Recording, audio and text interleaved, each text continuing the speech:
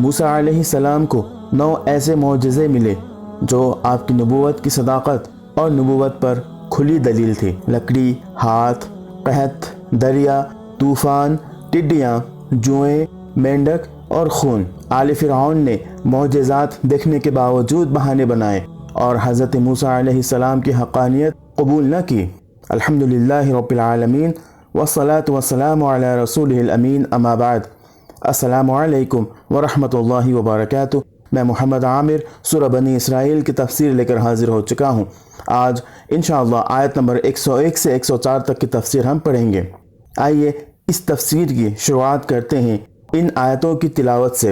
وَلَقَدْ آتَيْنَا مُوسَى 9 آيَاتٍ بَيِّنَاتٍ فاسأل بني إسرائيل إذ جاءهم فقال له فرعون إني لأظنك يا موسى مسحورا قال لقد علمت ما أنزل هؤلاء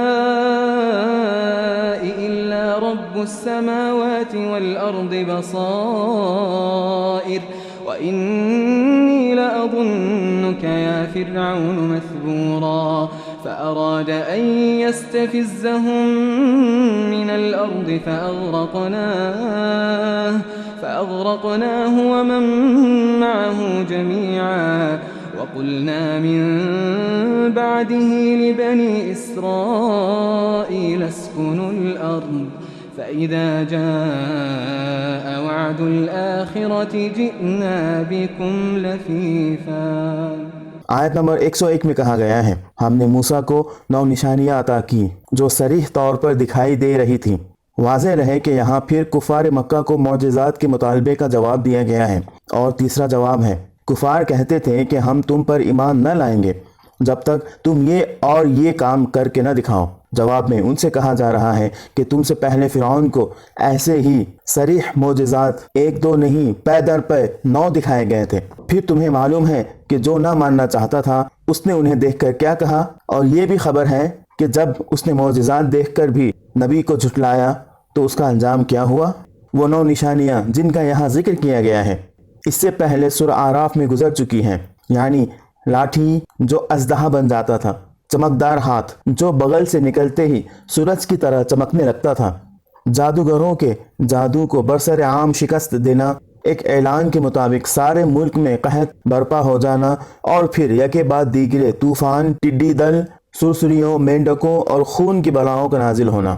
آیت میں آگے فرمایا، اب یہ تم خود بنی اسرائیل سے پوچھ لو کہ جب وہ سامنے آئے تو فرعون نے یہی کہا تھا نا کہ اے موسیٰ میں سمجھتا ہوں کہ تو ضرور ایک سحر زدہ آدمی ہے۔ یعنی یہ وہی خطاب ہے جو مشرکین مکہ نبی صلی اللہ علیہ وسلم کو دیا کرتے تھے۔ اسی صورت کی آیت نمبر 47 میں ان کا یہ قول گزر چکا ہے کہ ان تتبعون الا رجلا مسحورا، تم تو ایک سحر زدہ آدمی کے پیچھے چلے جا رہے ہو۔ اب ان کو بتایا جا رہا ہے کہ ٹھیک اسی خطاب سے فرعون نے موسیٰ علیہ السلام کو نوازا تھا۔ اسی مقام پر ایک ضمنی مسئلہ اور بھی ہے جس کی طرف ہم اشارہ کر دینا ضروری سمجھتے ہیں۔ زمانہ حال میں منکرین حدیث نے احادیث پر جو اعتراضات کیے ہیں ان میں سے ایک اعتراض یہ ہے کہ حدیث کی روح سے ایک مرتبہ نبی صلی اللہ علیہ وسلم پر جادو کا اثر ہو گیا تھا، حالانکہ قرآن کی روح سے کفار کا نبی صلی اللہ علیہ وسلم پر یہ جھوٹا الزام تھا کہ آپ ایک سحر زدہ آدمی ہیں۔ منکرین حدیث کہتے ہیں کہ اس طرح راویان حدیث نے قرآن کی تکذیب اور کفار مکہ کی تصدیق کی ہے، لیکن یہاں دیکھیے کہ بعین ہی قرآن کی روح سے حضرت موسیٰ علیہ السلام پر بھی فرعون کا یہ جھوٹا الزام تھا کہ آپ ایک سحر زدہ آدمی ہیں، اور پھر قرآن خود ہی سورہ طٰہٰ میں کہتا ہے کہ فَإِذَا حِبَالُهُمْ وَعِصِيُّهُمْ يُخَيَّلُ إِلَيْهِ مِنْ سِحْرِهِمْ أَنَّهَا تَسْعَىٰ، یعنی جب جادوگروں نے اپنے پینترے پھینکے تو یکایک ان کے جادو سے موسیٰ کو یہ محسوس ہونے لگا کہ ان کی لاٹھیاں اور رسیاں دوڑ رہی ہیں، بس موسیٰ اپنے دل میں ڈر سا گیا۔ کیا یہ الفاظ صریح طور پر دلالت نہیں کر رہے ہیں کہ حضرت موسیٰ اس وقت جادو سے متاثر ہو گئے تھے؟ اور کیا اس کے متعلق بھی منکرین حدیث یہ کہنے کے لیے تیار ہیں کہ یہاں قرآن نے خود اپنی تکذیب اور فرعون کے جھوٹے الزام کی تصدیق کی ہے؟ دراصل اس طرح کے اعتراضات اٹھانے والوں کو یہ معلوم نہیں ہے کہ کفار مکہ اور فرعون کس معنی میں نبی صلی اللہ علیہ وسلم اور حضرت موسیٰ کو مسحور کہتے تھے۔ ان کا مطلب یہ تھا کہ کسی دشمن نے جادو کر کے ان کو دیوانہ بنا دیا، اور اسی دیوانگی کے زیر اثر یہ نبوت کا دعویٰ کرتے اور ایک نرالا پیغام سناتے ہیں۔ قرآن ان کے اسی الزام کو جھوٹا قرار دیتا ہے۔ رہا وقتی طور پر کسی شخص کے جسم یا کسی حادثہ جسم کا جادو سے متاثر ہو جانا، تو یہ بالکل ایسا ہی ہے جیسے کسی شخص کو پتھر مارنے سے چوٹ لگ جائے۔ اس چیز کا نہ کفار نے الزام لگایا تھا، نہ قرآن نے اس کی تردید کی، اور اس طرح کے کسی وقتی تاثر سے نبی کے منصب نبوت پر حرف آنے کی کیا وجہ ہو سکتی ہے؟ منصب نبوت کو اگر متاثر کر سکتی ہے تو یہ بات کہ نبی کا دماغ جادو سے مغلوب ہو جائے، حتیٰ کہ اس کا کام اور کلام سب جادو ہی کے زیر اثر ہونے لگے۔ حق کو نہ ماننے والے حضرت موسیٰ اور نبی صلی اللہ علیہ وسلم پر یہی الزام لگاتے تھے، اور اسی کی تردید قرآن نے کی ہے۔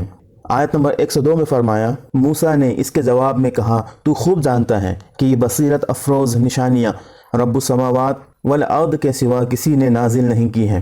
یعنی یہ بات حضرت موسیٰ علیہ السلام نے اس لیے فرمائی کہ کسی ملک پر قحط آ جانا یا لاکھوں مربع میل زمین پر پھیلے ہوئے علاقے میں مینڈکوں کا ایک بلا کی طرح نکلنا، یا تمام ملک کے غلے کے گوداموں میں گھن لگ جانا، اور ایسے ہی دوسرے عام مصائب کسی جادوگر کے جادو یا کسی انسانی طاقت کے کرتب سے رونما نہیں ہو سکتے۔ پھر جبکہ ہر بلا کے نزول سے پہلے حضرت موسیٰ علیہ السلام فرعون کو نوٹس دے دیتے تھے، اگر تو اپنی ہٹ دھرمی سے باز نہ آیا تو یہ بلا تیری سلطنت پر مسلط کی جائے گی، اور ٹھیک ان کے بیان کے مطابق وہی بلا پوری سلطنت پر نازل ہو جاتی تھی۔ تو اس صورت میں صرف ایک دیوانہ یا ایک سخت ہٹ دھرم آدمی ہی یہ کہہ سکتا تھا کہ ان بلاؤں کا نزول رب السماوات والارض کے سوا کسی اور کی کارستانی کا نتیجہ ہے۔ آیت میں آگے فرمایا، اور میرا خیال یہ ہے کہ اے فرعون، تو ضرور ایک شامت زدہ آدمی ہے، یعنی میں تو سحر زدہ نہیں ہوں مگر تو ضرور شامت زدہ ہے۔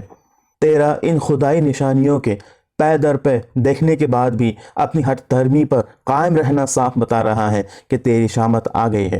آخرکار فرعون نے ارادہ کیا کہ موسیٰ اور بنی اسرائیل کو زمین سے اکھاڑ پھینکیں، مگر ہم نے اس کو اور اس کے ساتھیوں کو اکٹھا غرق کر دیا۔ آیت نمبر 104 میں فرمایا، اور اس کے بعد بنی اسرائیل سے کہا کہ اب تم زمین میں بسو۔